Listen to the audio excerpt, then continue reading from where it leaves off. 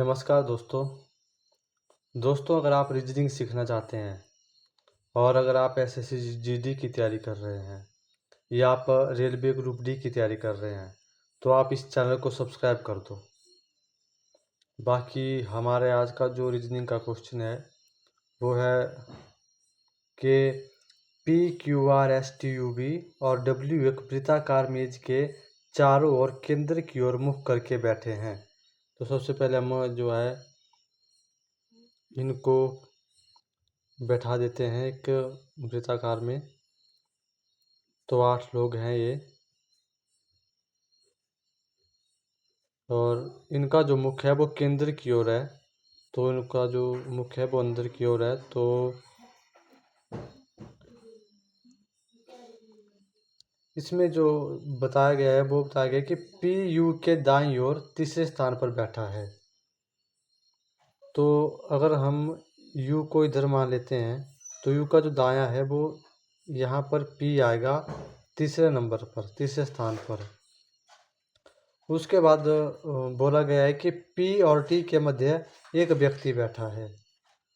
तो पी और टी के मध्य अगर हम टी को इधर लेते हैं तो एक व्यक्ति यहाँ पर बैठा है।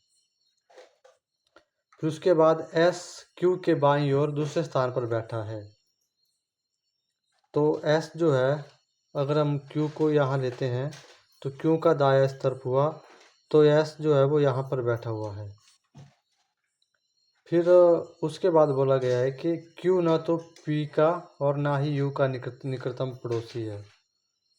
तो जो क्यू है ना तो वो पी का और ना ही यू का निकटतम पड़ोसी है। तो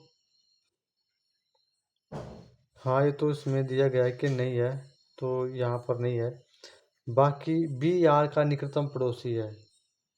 तो अगर हम अब बी को इधर लेते हैं तो हम यहाँ आर को लेते हैं, तो बी जो है वो आर का निकटतम पड़ोसी है और बी यू का निकटतम पड़ोसी नहीं है। तो हाँ, बी यू का निकटतम पड़ोसी नहीं है।